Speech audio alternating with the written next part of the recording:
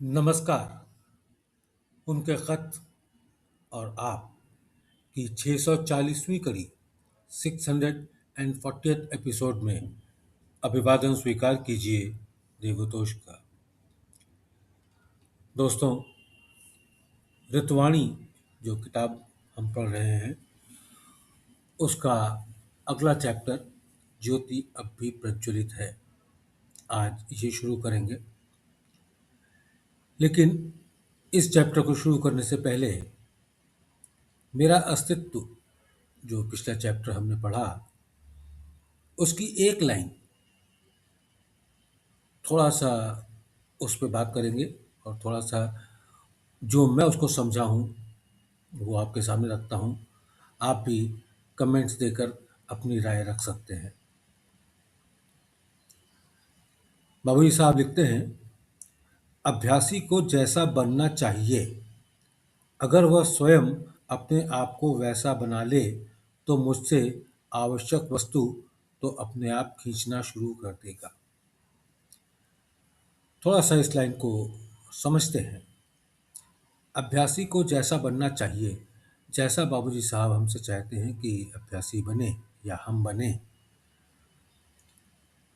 जैसे जैसे जो प्रोसेस ध्यान का, सफाई का, प्रेयर का बाबूजी साहब ने बताया है, हमारे गुरुदेव बताते हैं, अगर हम वैसा करते चलें तो मुझको लगता है कि हमारे अंदर एक तरीके का रिक्तता, जिसको वैक्यूम वैक्यूम पैदा होता जाएगा। और फिर जैसे बाबूजी साहब ने लिखा कि मुझसे आवश्यक वस्तु अपने आप खींचना शुरू कर देगा। तो दोस्तों, मुझे समझ में आता है कि जब वैक्यूम पैदा होता है और वैक्यूम रह नहीं सकता तो उसकी जगह गुरु की कृपा, ईश्वरीय फैज़ वो प्रवाहित होना शुरू हो जाता है। मुझसे आवश्यक वस्तु अपने आप खींचना शुरू कर देगा। गुरु से जो चीज़ आवश्यक वस्तु खींचना शुरू कर देगा वो फैज़ ही हो सकता है, ऐसा मेरी समझ में आया। आप लोग अपनी भी राय दीजिएगा कमेंट सेक्शन में। अब नया चैप्टर शुरू कर रहे हैं, ज्योति अब भी प्रज्वलित है। संसार में अनेक संत, महात्मा और आचार्य हो गए हैं जिन्होंने जन समुदाय को ऊपर उठाने के लिए कुछ न कुछ प्रयत्न किए हैं। उन्होंने सर्वसाधारण के बीच प्रकाश फैलाया, पर वे सब किसी समय के आसपास के लोगों को प्रकाश देने के लिए जलाई हुई मोमबत्तियों की तरह थे। उन्होंने लोगों का भला किया, जिससे उनकी आध्यात्मिक अवस्था सुधरी, पर सारे संसार को एक ही समय में प्रकाशित करने वाली दिव्य ज्योति का प्रज्वलित होना केवल ईश्वर की आज्ञा से बहुत विरल अवसरों पर होता है। वो ज्योति हमारे बीच अवतरित हो चुकी है और हम चारों दिशाएं उसके प्रकाश से प्रभामंडित हैं। वो ज्योति हमारे बीच अवतरित हो चुकी है और चारों दिशाएं उसके प्रकाश से प्रभामंडित हैं, पर बहुत कम लोग उसके लिए उत्सुक दिखाई पड़ते हैं। चारों ओर से बढ़ते हुए घनघोर अंधकार ने दुनिया को इतने घने रूप से आच्छादित कर रखा है कि दिव्य ज्योति की टिमटिमाहट अब तक उनकी दृष्टि के बाहर ही है। यह प्रकृति की स्वाभाविक घटना है जो दुनिया के अस्तित्व के दौरान कई बार घटित हो चुकी है। जब जब बुराई उच्चतम शिखर तक पहुंच जाती है, तब ऐसी कोई दिव्य आत्मा संसार में अवतरित होती है, ताकि अंधकार के बादलों को बिखराकर सर्वत्र प्रकाश फैलाया जा सके। ज्योति तो कब की प्रज्वलित हो चुकी है, परंतु उसको प्राप्त करके लाभ उठाने के लिए श्रद्धा भरे हृदय की आवश्यकता है। क्या ऐसा अवसर भविष्य में बार बार आएगा? क्या ऐसी विभूति दुनिया में बार बार आएगी? क्या अब तक ऐसे कार्य के लिए अवतरित होने वाली किसी भी विगत विभूति से आप इसकी तुलना कर सकते हैं? क्या ऐसा कोई कभी अवतार का रूप लेकर आया था? नहीं, नहीं, कदापि नहीं। हर ऐसे व्यक्ति की क्षमता और सामर्थ्य उसके समय में वर्तमान परिस्थितियों के अनुसार अलग-अलग थी। अब का अवसर विरलतम है, क्योंकि ईश्वर की इच्छा ऐसी ही है। प्रकृति के काम के लिए अवतरित हुई वर्तमान महान विभूति शक्ति की दृष्टि से तथा सौंपे हुए कार्यभार के विस्तार से पूर्ववर्ती सभी विभूतियों से कहीं अधिक बढ़ी चढ़ी है। आज की दुनिया में ऐसे व्यक्तित्व की अत्यंत आवश्यकता है। यह प्रकृति की मांग थी, जिसे पूरी करने के लिए उसका उद्भव हुआ। फिर भी उससे पूरा पूरा लाभ उठाने को आगे आने वाले बहुत ही कम दिख पड़ते हैं। हालांकि वह स्वयं आप सबको अपनी ओर से ऊंचे स्तरों तक उठाने को हर घड़ी तत्पर है। जो भी हो, ईश्वर की इच्छा के मुताबिक ही हो। यह एक आश्चर्यजनक घोषणा हो सकती है। भूतकाल में प्रख्यात जितने भी संत और ऋषि हो गए हैं, उनमें से उच्चतम ऐसे एक को अपना कह सकने का गौरव केवल मुझे प्राप्त है।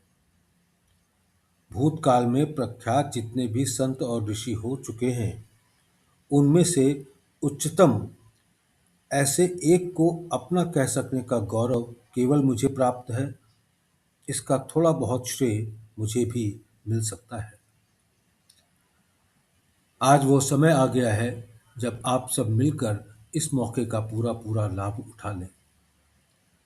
प्रकृति बाहें पसार कर आपको अपनी गोद में लेने को तैयार खड़ी है। दैवी कृपा का स्रोत पूरे वेग से बह रहा है। आज का सा अवसर शायद हजारों वर्षों तक दोबारा लौटकर नहीं आएगा। जो इस बार चूक जाएंगे, उन्हें युगों युगों तक ऐसा अवसर नहीं मिलेगा, जब तक दूसरी महान विभूति का इस दुनिया में आगमन का समय ना आए। हो सकता है तब फिर मुक्ति या आत्म साक्षात्कार आसानी से मिल सके, पर तब भी वो आज जैसी सरलता से नहीं मिल सकेगी, क्योंकि उस समय केवल निर्माण का कार्य चलेगा, न कि विनाश का। आज थोड़े से त्याग से भी बहुत बड़े काम सिद्ध हो सकते हैं। ईश्वरीय धारा का प्रवाह प्रारंभ हो चुका है। मालिक करे सब कम से कम इतना त्याग कर सकें कि उन्हें अनंत सागर के तट तक पहुंचा सकें, जहां वे शीतल जीवनदायक दिव्य पवन में सांस ले सकें। रेफर करिएगा बाबूजी साहब के लेटर्स। यही बात उन्होंने अपने लेटर्स में भी लिखी है। आज की दुखी दुनिया में ये सब उस दिव्य विभूति की उपस्थिति की असीम कृपा का फल है। क्या आज क्या आप आशा करते हैं कि निकट भविष्य में इन सब की पुनरावृत्ति होगी? आज उसकी एक दृष्टि से जितनी आसानी से उच्चतम स्तर तक पहुंचना संभव है, क्या फिर कभी वो संभव होगा? ये तो आपके बड़े भारी सौभाग्य की बात है कि प्रकृति के नियत किए हुए अपने मुख्य कार्य के साथ साथ वो आपकी आध्यात्मिक शिक्षा में भी लगा हुआ है। जो इन लाभदायी चिन्हों को नहीं समझ रहे हैं, वे इस नश्वर दुनिया से उनके चले जाने के बाद अपनी हानि पर पछताएंगे। जहाँ तक मेरा सवाल है, मैं तो अपने विदीर्ण हृदय को लिए अनंत सागर की गहराई में डूब चुका हूँ। मुझे पता ही नहीं कि कहाँ जाऊँ और क्या करूँ।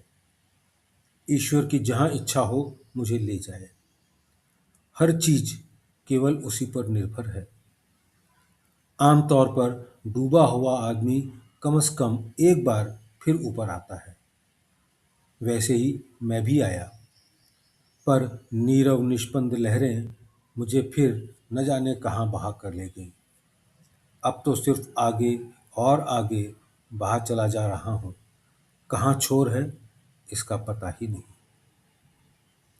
मैं बिना किसी हिचक के आपके सामने ये सारा रहस्य खोले जा रहा हूं।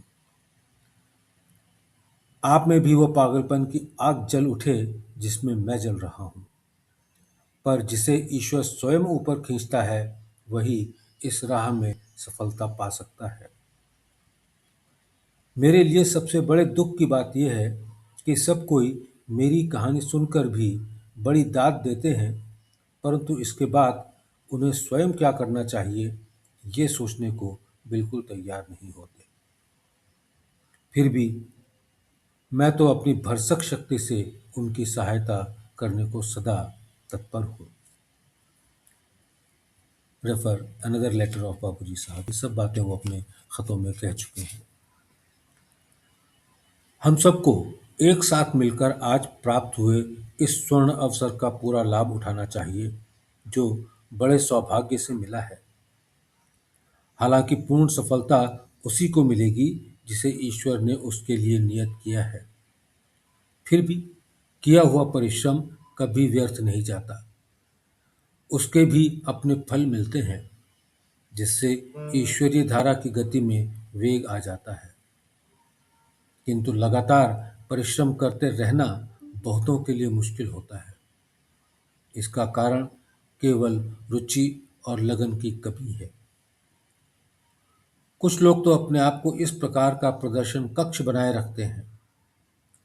कुछ और हैं जिन्होंने अपने दिल को एक सराय में परिवर्तित कर रखा है जिसमें हर बटोही प्रवेश पा जाता है। हर व्यक्ति जानता है कि इस शरीर को एक दिन जरूर छोड़ना है। फिर भी वो दूसरी अत्यंत आवश्यक चीजों को छोड़कर इसी से मर्यादित सीमा से भी अधिक लगाव रखे हुए है। मेरा कहना ये नहीं है कि शरीर की ओर बिल्कुल ध्यान न दें, क्योंकि ऐसा करना भी एक बड़ा पाप है। मेरे कहने का तात्पर्य केवल इतना ही है कि शरीर की देखरेख और भरण पोषण उसी सीमा तक रखें जितना सही और आवश्यक है, अर्थात जिससे ईश्वर के प्रति, अपने स्वयं के प्रति तथा और सबके प्रति अपना कर्तव्य ठीक से निभा सके। हर आदमी को अपने अंत के लिए तैयार रहना चाहिए। इसका मतलब है कि जल्दी से जल्दी आध्यात्मिक उन्नति के उच्चतम शिखर तक पहुंच जाए, ताकि अंतिम घड़ी आ जाने पर पछतावा न हो। भक्ति और सतत स्मरण ही इसके केवल अचूक उपाय हैं। अगर कोई पूर्ण विश्वास और श्रद्धा के साथ अपने आप को उसके हवाले कर दे और अपने ध्यान को वास्तविक अर्थ में उसकी ओर मोड़ दे तो ईश्वर प्राप्ति जरा भी मुश्किल नहीं है। हर चीज को ईश्वर की आज्ञा मानकर अपने सांसारिक कर्तव्यों को अच्छी तरह निभाने से ये काम बड़ी आसानी से सिद्ध हो सकता है। आध्यात्म पथ के लिए आध्यात्म पथ के पथिक के लिए स्व का विलय ही एकमात्र उपाय है। उसे बस इसी में दृढ़ निश्चय से लग जाना है। प्रेम और भक्ति वास्तव में इसके मुख्य चिन्ह होते हैं। अपने अहम को खोने पर व्यक्ति के शाश्वत अस्तित्व का प्रारंभ होता है, जो ही प्राप्त करने लायक वास्तविक जीवन तथा मानव जीवन का एकमात्र उद्देश्य है। ये सद्गुरु की जीवित अवस्था में ही अधिक सरलता से प्राप्त हो सकता है, क्योंकि उनके जीवन काल में ही उनकी शक्ति का प्रवाह निरंतर प्रवाहित रहता है। इसके बाद तो जैसे कहावत है, बहुत कम परवाने ऐसे निकलेंगे जो बुझी हुई शमع पर कुर्बान हो सके। मेरे पूज्य गुरुदेव के जीवन काल में बहुत से भक्त उनके चारों ओर दीप शिखा पर पतंगों की तरह मंडराते रहते थे। कारण यह था कि लौ जल रही थी। वे मार्ग पर प्रगति करते बढ़ते रहे, पर उनके जाने के बाद परिस्थिति बदल गई। उनमें से बहुत कम ऐसे थे जो बुझी हुई लौ पर भी अपने आंतरिक ताप से अपने को भस्म कर सकते थे। ये केवल उसी के लिए संभव हो सका जिसने अपने भीतर इतना प्रकाश शोषित कर लिया था कि वो प्रदीप्त रहे और इसी में इसका पूरा अस्तित्व खप जावे। सबको ऐसे का अनुसरण करना चाहिए ताकि उनमें आंतरिक ताप की कमी न रहे, जिससे वे अपने आप को बाद में खपा सकें।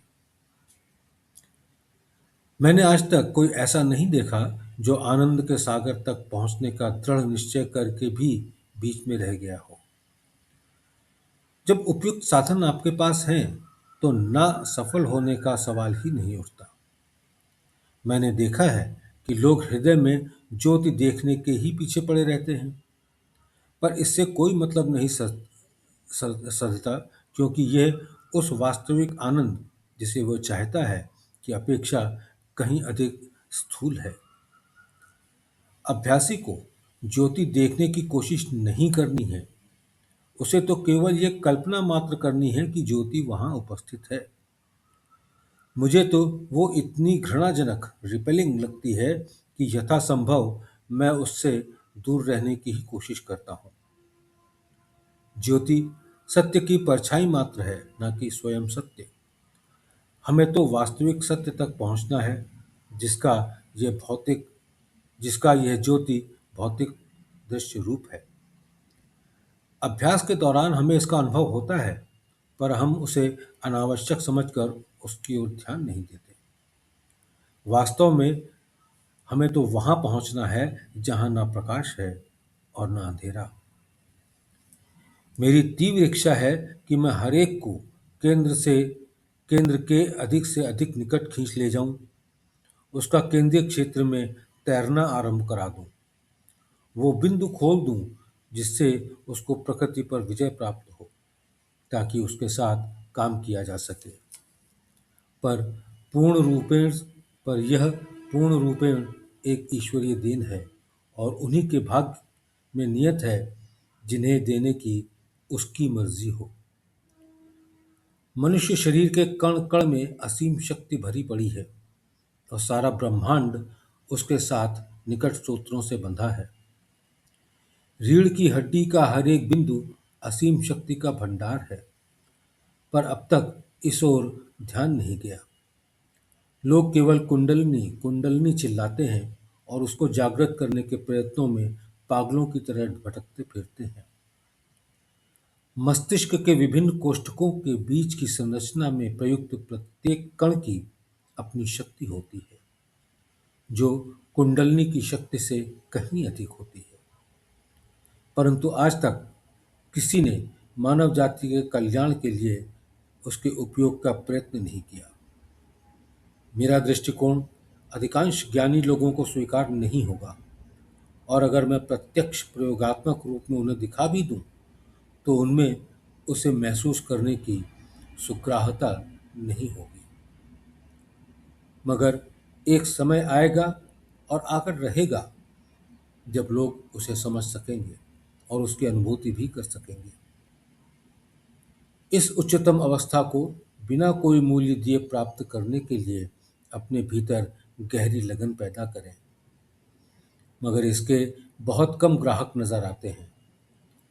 हो सकता है इसका कारण कुछ मेरी ही अपनी कमियां हों, पर अगर इसे लेने के लिए कोई सामने ना आया तो मुझे उसे खुले आम रास्ते पर फेंक कर चले जाना पड़ेगा, जहां से कोई उठाने की क्षमता रखने वाला इसे उठा ले जाए।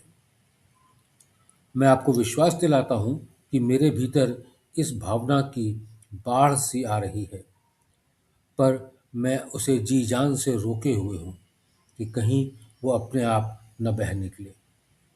ये बहाव प्रकृति की केवल एक ग्रंथि को स्पर्श करते ही निकल पड़ सकता है, पर अभी ईश्वरीय आज्ञा वैसी नहीं है। दोस्तों, इसके साथ ज्योति अभी प्रज्वलित है ये चैप्टर समाप्त होता है। बहुत बहुत धन्यवाद।